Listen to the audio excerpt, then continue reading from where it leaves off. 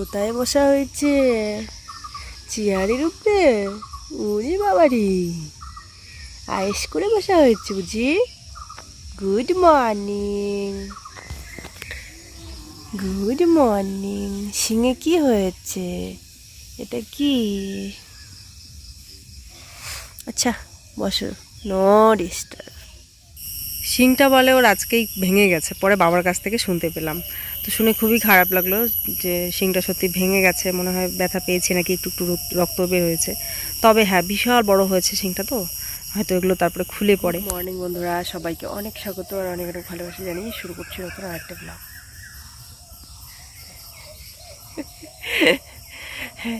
এক দাদা যাচ্ছে আর দেখছে, হাসছে আমাকে ক্যামেরা হাতে দেখে। তো এই যে নিয়েছি আম পাতা, আম পাতা দিয়ে শুরু করব দিন। তো যাই, এখন উঠোন ঝাড়ু দেবো, অনেক কাজ পড়ে আছে। কালকে রাত্রে তো কি বলবো, মানে নাক দিয়ে আপনা থেকে জল পড়ছিল, নাক দিয়ে প্লাস চোখ দিয়ে আপনা থেকে জল পড়ছে টুপ টুপ টুপ টুপ করে, এরকম অবস্থা। একটা গামছা নিয়ে শুয়েছি, গামছা অবস্থা খারাপ।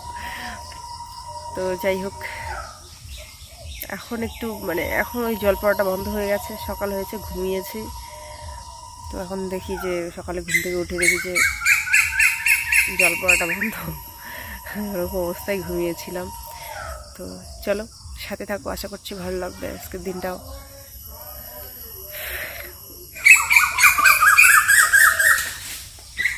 ঘুমোতে ঘুমোতে একটু ধরে একটু লেট হয়েছে। তো দেখো কাম পড়লো। ছোটোবেলায় কি সুন্দর আম কুড়াতাম, এখানে এসে ছোটোবেলাকার কথাগুলো মনে পড়েছে। আম কুড়ানো, ধূপ করে সামনে একটা আম পড়লো, পাখিরা ওখানে কিচিরমিচির করছিল, গাছের ডাল নড়াচড়া পড়ে হয়তো একটা আম পড়ে গেল।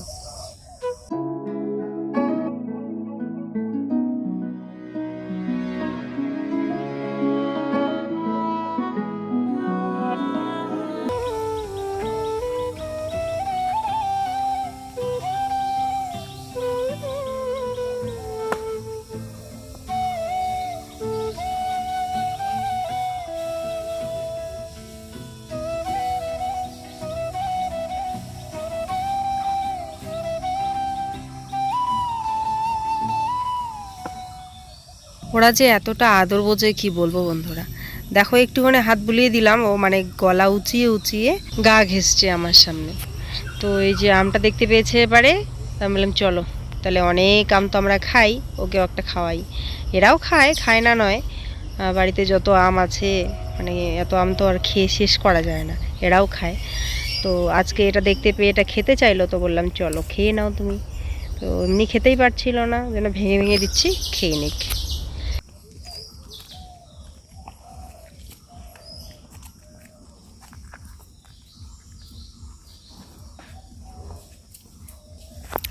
বাবা এখানটায় ঘাস দেবে, এই যে মাও উঠে পড়েছে, উঠে আস্তে আস্তে এদিকটা আসছে, একটু ঠান্ডা ঠান্ডা ওয়েদারের দিকে।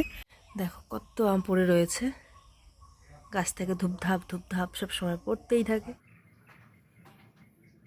চলে আসলাম বাড়ি, এবারে বাড়ির কাজগুলো সেরে নেওয়া যাক। ফ্রেশ হয়ে নিয়েছি, তারপরে এই যে এখন ঘরটা ঝাড়ু দিয়ে নিচ্ছি, রান্নাঘর, বারান্দা, ঘর সব ঝাড়ু দিয়ে তারপরে এখন উঠোনটা ঝাড়ু দিচ্ছি। তো দেখতেই পাচ্ছ এখনও চনচনে রোদটা ওঠেনি, হালকা ফুলকা ছিটে ফোটা দেখা যাচ্ছে, উঠবে মনে হচ্ছে কিছুক্ষণের মধ্যেই রোদটা।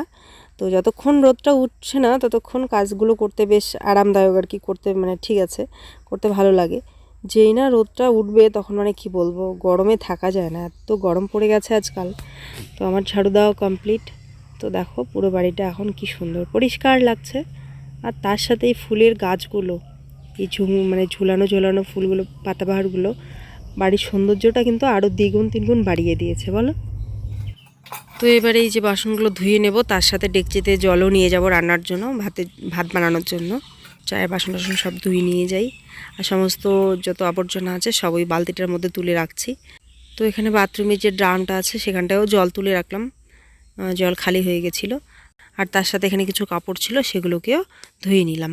ধুয়ে নিয়ে পুচকুর জামা কাপড়গুলো এখানে জামানো আছে, তো ভাবলাম চলো ধুয়ে দিই, দেখি পটি করেছি কিনা। তো সমস্ত জামা কাপড় চেক করে দেখলাম পটি করেনি। তো ভাবলাম এখন ভিজিয়ে দেবো, ভাই বলছে থাক আমি ধুই। আমি বললাম ঠিক আছে, তাহলে আমি যাই কাপড়গুলো মেলে দিয়ে আসি।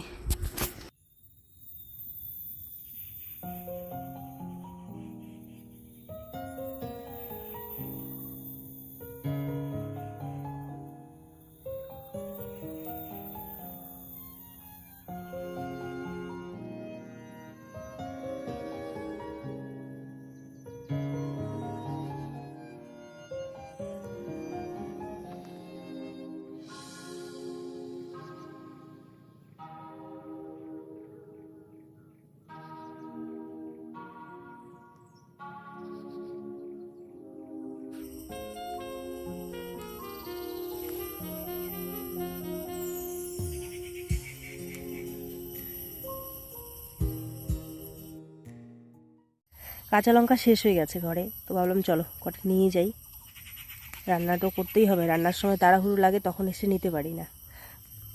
যখন রান্না করি তখন মনে পড়ে যে লঙ্কা নিয়ে আসবো ক্ষেত থেকে, কিন্তু তখন আর সময় থাকে না। তাড়াহুড়োর মধ্যে মানে যেগুলো ঘরে শুকোতে দেওয়া হয়েছে সেগুলো থেকে দুই একটা নিয়ে দিয়ে দিই তাড়াহুড়ো করে।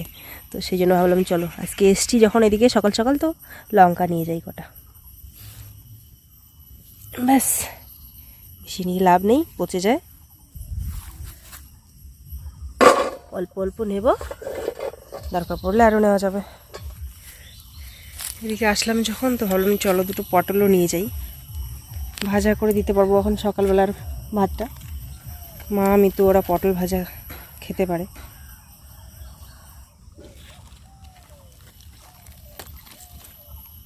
কি সুন্দর সুন্দর পটল হয়েছে।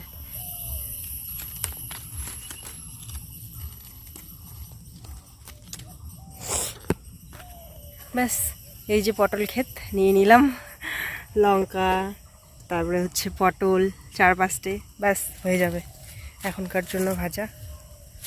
পরে কিছু দরকার পড়লে পরে নেওয়া যাবে। সকাল সকাল বাজার করা হয়ে গেল আমার ক্ষেত থেকে। চলো, সকাল সকাল গরম পড়ে গেছে, আজকে তাড়াতাড়ি উঠেছি, টের পেয়েছি যখন আর শুইনি, মানে আর কিছু লেট করিনি, উঠে পড়েছি। ভাবলাম সকাল সকাল কাজগুলো কমপ্লিট করে নিলে হাতে একটু সময় পাওয়া যাবে,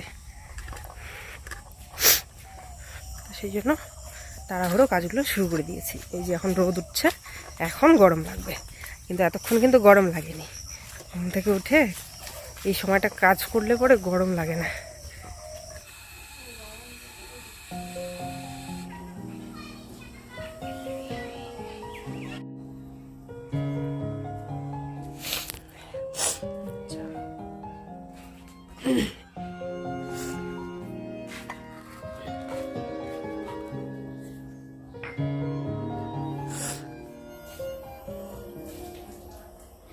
দুধটা গরম করে নিয়ে চা বানিয়ে নিলাম, দুধ চা বানিয়ে নিলাম ভাই আর আমার জন্য। তো ওকেও দেবো, আমিও খাবো। আর মা আমি তো ওরা এখনও ওঠেনি, মা শুয়ে আছে আর কি। তো ভাবলাম চলো ওরা ফ্রেশ হবে তারপরে তো চা খাবে, তো আমাদের চাটা ততক্ষণে খেয়ে নিই। আর ওদিকে চা বসিয়ে দিয়েছি, লাল চা। এবারে মা ফ্রেশ হয়ে নিয়েছে, তো মাকে এখানে লাল চা আর বিস্কিট দিয়ে দিলাম।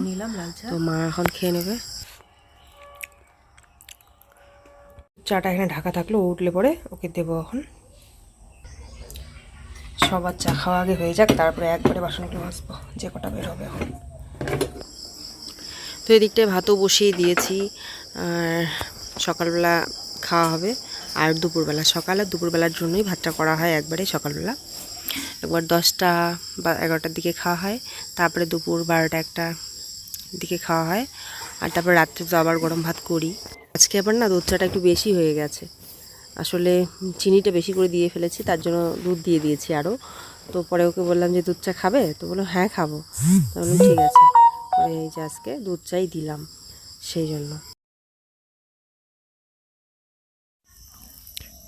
তো এবারে মিতু আর মা খাবে সেদ্ধ ভাত, পটল সেদ্ধ আর ডিম সেদ্ধ দিয়ে। তো মা আবার বলছে যে মা একটু পেঁয়াজ ভাজা খাবে, তো সেই জন্য এদিকটা পেঁয়াজ ভাজা করে নিচ্ছি, করে নিয়ে দিয়ে দেবো। আর ভাই এদিকে পুচকুর জন্য খাবার বানাচ্ছে, তো চলো খাবারটা দিয়ে দিই ওদেরকে। মা ফ্রেশ হয়েছে, খাবে, তো এই জন্য একটু উঠেছে। তো এই সুযোগে আমি এই যে বিছানাটা এখন ঠিকঠাক করে নিচ্ছি, ঝেড়ে ঝুড়ে পরিষ্কার করে নিলাম। আর এই দিকটা এই যে বালিশ টালিশগুলো গাদা করে রেখেছি কেন বলো তো, এক জায়গাতে, কারণ মা এখানটা একটু হেলান দিয়ে বসতে পারে, বসে বসে খেতে পারে, এই জন্য। তো গুছিয়ে নিলাম বিছানাটা, এখানে একটা গামছা রাখলাম, মা অনেক সময় মুখ টুক মোছে ঘাম ঠাম আসলে, ওই জন্য এটা রাখলাম। আর ওই দিকটা এগুলো ঢিপি করে রাখলাম, কারণ ওখানে একটু হেলান দিয়ে মাঝে মাঝে শুতে পারে। আর বেশি উঁচু বালিশে থাকা যায় না, শোয়া যায় না, তো সেই জন্য এখানে মাথা দিয়ে শুতে পারবে। মায়ের খাওয়া দাওয়া হয়ে গেল, তো এবারে ভাবছি চলো একটু চিরুনি করে দিই, একটু ফ্রেশ লাগবে এখন। তো মাথায় একটু তেল দিয়ে চিরুনি করে দিয়ে একটা বেরেনি করে দেবো। আর গল্প গুজব করছি, কারণ শরীরে অসুস্থতা থাকলে পরে কোনো কিছুই ভালো লাগে না, তাই মায়ের সঙ্গে গল্প করতে করতে কাজগুলো করছি, তাতে আর কি মার মনটাও একটু ভালো লাগবে। ফ্রেশ করিয়ে দিচ্ছি মুছে কিছু ডেটল জল দিয়ে। তো তারপরে হচ্ছে নাইটিটা চেঞ্জ করিয়ে মাকে বললাম তুমি শুয়ে পড়ো, এবারে ঘরটা আমি একটু লেপে পরিষ্কার করে নিই লাইজল দিয়ে। আর তারপরে এই যে বাসনগুলো এখন বের হয়েছে সকালবেলা চায়ের, তারপরে সকালবেলা ভাত খাওয়ার, তো এগুলো সব এখন মেজে নেব। তো এই যে বাসনগুলো টুকটুক টুকটুক করে মেজে নিলে পরে অনেকগুলো মানে এক গাদা জমে থাকে না, এই হলো ব্যাপার। তো চলো এগুলোকে মেজে নিই। আর কিছু জামা কাপড় আছে, ওগুলোকে ভিজিয়ে দিলাম, ভিজিয়ে মানে মার জামাটা যে চেঞ্জ করালাম ওটাও ভিজিয়ে দিলাম। কিছুক্ষণ রাখার পর এগুলো আমি এখন ধুয়ে নিচ্ছি। মায়ের এই যে গা মোছা ন্যাকড়াটা, তারপরে গামছা যেগুলো মা ইউজ করে ওগুলো সব ধুয়ে দিলাম। মাকে আমার ফ্রেশ করিয়ে দেওয়া হয়ে গেল, গাটা মুছে দিয়ে চুল টুল তো আঁচিয়ে দিয়েইছিলাম। তো বিছানাপত্র পরিষ্কার করে ঘরটাও পরিষ্কার করে মুছে নিলাম, একদম পুরো ফ্রেশ ফ্রেশ লাগছে। তো হালকা করে ফ্যান দিয়ে মাকে এখন শুতে বললাম, শুয়ে আছে। ততক্ষণে আমি এদিকে মাঝে জামা চেঞ্জ করলো, তো জামা গা মুছে দেওয়ার ন্যাকড়াটা আর কালকের আমার গামছাটা, বুঝতেই পারছো। তো ওগুলো এখন ধুয়ে নিলাম, ধুয়ে নিয়ে এবারে আমি স্নানটা সেরে নেব। তো এই বাকেটের মধ্যে এক বাকেট জল ভরে নেব, ব্যাস হয়ে যাবে। স্নানটা তাড়াতাড়ি সেরে নিই, যেহেতু আমার অবস্থা খুব খারাপ শরীরে, সর্দি কাশি, মানে ভেতরে ভেতরে জ্বর, বুঝতেই পারছো, খুব খারাপ লাগছে। তো স্নানটা ওই জন্য ভাবলাম সকাল সকাল করে নিই। মা জেঠিমা সবসময় বলে তাড়াতাড়ি স্নান কর, তাড়াতাড়ি স্নান কর, মানে এরকম মানে প্যান প্যান করে আওয়াজ করছিস, নাক দিয়ে আওয়াজ আসছে, আর স্নানটা লেট করে করিস, তো তাড়াতাড়ি স্নানটা করে নে। তো সেই জন্য ভাবলাম চলো, বড়দের কথা শুনতে হয় তাই না, স্নানটা তাড়াতাড়ি আগে সেরে নিই, তারপরে বাকি রান্না করব। চলো, কথা বলতে ওই জন্য হাঁপিয়ে যাচ্ছি। চান টান সেরে চলে আসলাম ঘরে, যেন অপূর্ব এক অনুভূতি, দারুণ এক শান্তি। মানে ঘরটার সব পরিষ্কার পরিচ্ছন্ন আছে, এই মুহূর্তে স্নান করে নিজেকেও পরিষ্কার করে ঘরে যখন ঢুকি না, অন্যরকম একটা আলাদাই শান্তি। তো আমি ক্রিম লাগালাম, সাথে মাকেও একটু লাগিয়ে দিলাম, আর তারপরে একটুখানি পাউডারও লাগাবো, মানে তাদের কী বলবো, ফ্রেশ লাগে অনেকটা। গরমের দিনে পাউডার লাগালে মাকেও লাগিয়ে দিই, আমিও লাগাই। তো তারপরে এখন রান্নার কাজে হাত দিতে হবে। তো আজকে যে চাল কুমড়ো হবে, তো সবজিটা চলো কেটে নিই। ঝটপট রান্নাটা সেরে নিলাম, ডাল করেছি, মুসুর ডাল, চাল কুমড়ো ভাজা আর পটলের ভাজা। তো মিতু নাকি জেঠিমার কাছে পেঁপে সবজি খেতে চেয়েছিল, এদিকটা এখন পেঁপে কম দেখা যাচ্ছে, আগে খুব ছিল, এখন বিশেষ একটা দেখা যায় না। তো জেঠিমা আবার পেঁপে সবজি সয়াবিন দিয়ে রান্না করে পাঠিয়ে দিয়েছে। আর এখানটা এই যে ডাল দিয়ে পাঠাচ্ছি আমি জেঠিমার জন্য। তো এই যে ভাগ্নি নিয়ে যাবে, রাশি মাগো। ওরে বাবা রে,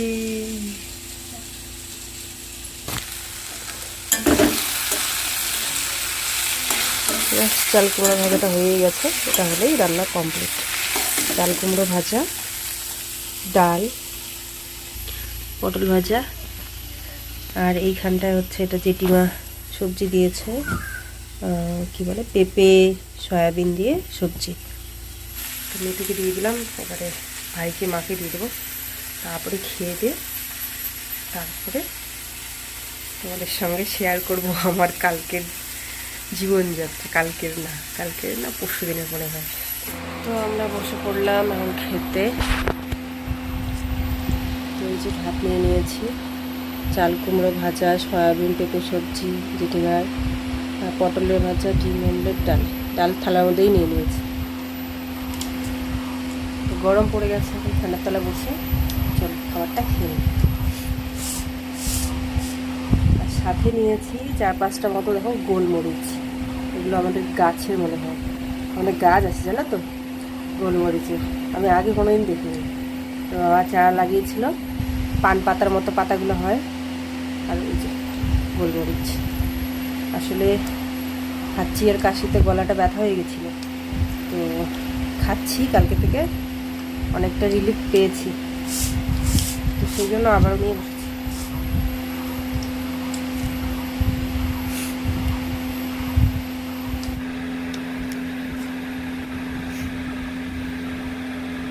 দেখো কি সুন্দর আম, টুকটুকে হলুদ একদম, একটা নিলাম খাবো। মা বলছে যে আমি যদি সুস্থ থাকতাম তাহলে ভাত শাক না খেয়ে মাছ মাছ বলে আমগুলোই খেতাম পেট ভরে ভরে। নিজের গাছের আম খেতে ভালো লাগে।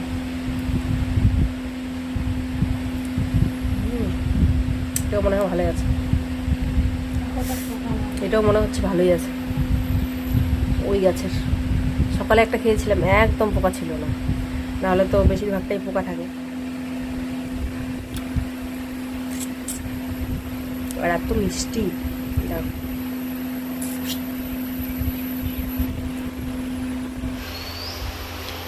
খাওয়া দাওয়া সেরে বাসনগুলো ধুয়ে নিলাম, বাসনগুলো রেখে দিয়ে এসে এখন একটুখানি শুলাম। শেষে এখন ভিডিওটা রেডি করতে হবে। ঘড়িতে অনেকটাই সময় হয়ে গেছে, 3:53, 4টাই বাজবে।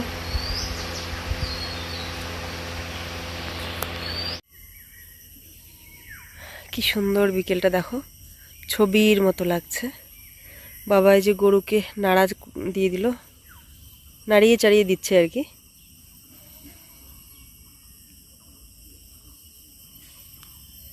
খুব সুন্দর একটা বিকেল। এই যে দিকটা আমাদের দোলা,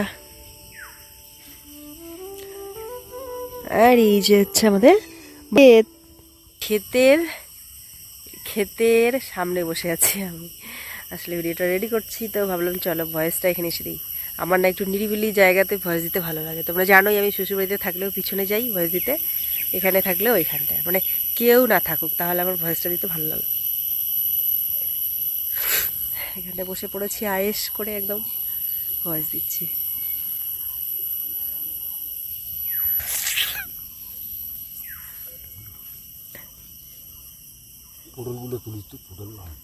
হ্যাঁ সুন্দর হয়েছে।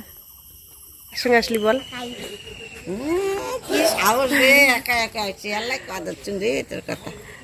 স্বর্ণিম এসেছে দিদি, একা একা এসে কি সাহসে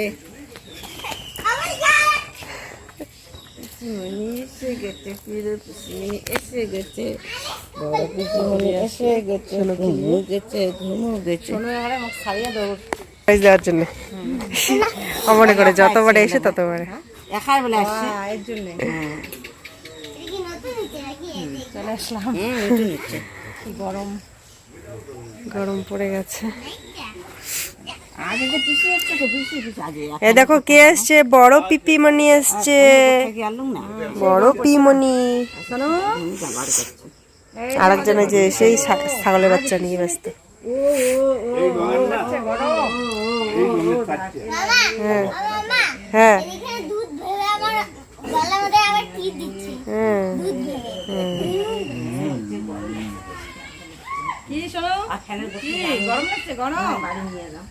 দেখো দিদি কি কি নিয়ে আসছে, কলা নিয়ে আসছে কতগুলো, ডালিম, মার এই যে নার্সিংহোমে থালাটা পাঠানো হয়েছিল ওইটাও আবার নিয়ে আসছে। আর এই যে শিঙি মাছ নিয়ে আসছে, শিং মাছ যেটা বলো তোমরা, দেখো একটু বড় বড় সাইজের, এগুলো বিশাল বড় বড়। যেই ছেড়ে দিলাম একদম কলকলিয়ে ঘুরে বেড়াচ্ছে।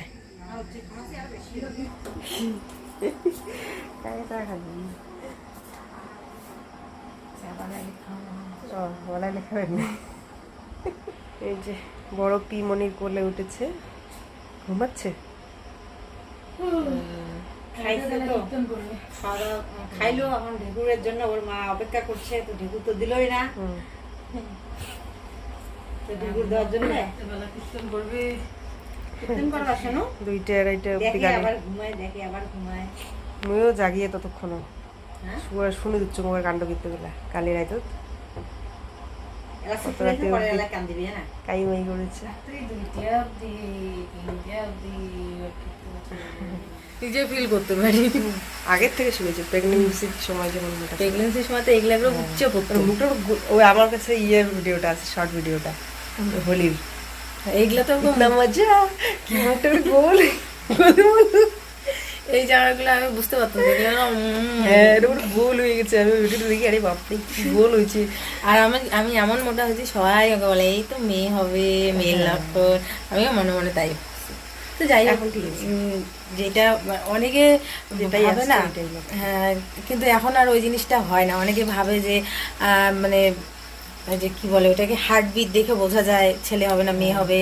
যেমন পাপ্পুদির মেয়ের হার্টবিট যা আসছে, আমার বাবুরও হার্টবিট একদম সেম, কিন্তু তবু আমার ছেলে হয়েছে।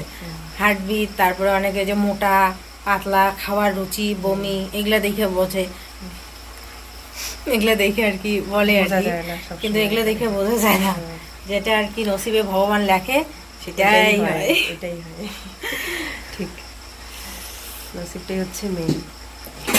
এদিকে রান্না হচ্ছে। আমি বললাম যে সে কুমড়া ভাজাটা করতে, কারণ কুমড়া ভাজাটা শেষ হয়ে যেত। বন্ধুরা, তো ওই যে আমার তো শরীরটা খুবই খারাপ লাগছে, তো যেই জন্য থাকি না, শোনা রেস্ট করো তুই। তো ওইখানে একটু মানে ওর ঘরে, সোনুর ঘরে, ওর দাদুর ঘরে সোনু টিভি দেখছে, তো ওখানটায় বসে আছে। আর উঠতেই পারছি না, এত কোমরটা ব্যথা করছে, সাথে তো মানে গলা কপাল না কনকনানি। তো দিদি বলে যে তাহলে চল আমি রান্নাটা ওষুধ থাকলে খেয়ে নিস একটা। হ্যাঁ জ্বরের আর না ওষুধটা থাকলে আমার কাছে আছে, আমি নিয়ে আসছি বাড়ি থেকে জ্বরের ওষুধ। আমারগুলো সবগুলো কিছু খাইছি, আবার অর্ধেক রাখলাম। শোয়ার আগে মানে একটুখানি রান্না কিছু বান্না খেয়ে চলছে এখানে। ওষুধ খাবো এখন। তো এইখান থেকে দিদি এই যে কি বলে চাল কুমড়ো ভাজা ভাত করছে, আর এই যে রুটি করবে মার জন্য। আর দুপুরবেলার হচ্ছে পটল ভাজা, চাল কুমড়ো ভাজা একটু আছে, আর ডাল আছে। এই দিয়ে রাত্রে খাওয়া দাওয়া। ব্যাপারটা হলো আমার ওষুধ খাচ্ছি ভালো, কয়েক ঘন্টা পর আবার আমার মানে খারাপ লাগা শুরু হয়ে যায়, আবার ওই মানে জ্বর ভাব। আর মানে পুরো এই যে মানে এটা মনে হয় আমি একটু বেশি বলে ফেলি, কানে জানি না, মানে কথা বলতে গিয়ে এসে যায়, এই যে আবার মানে বলে ফেললাম। যাই হোক, এই পুরো নাক থেকে কপাল অব্দি পুরো জায়গাটা মানে ব্যথা করছে।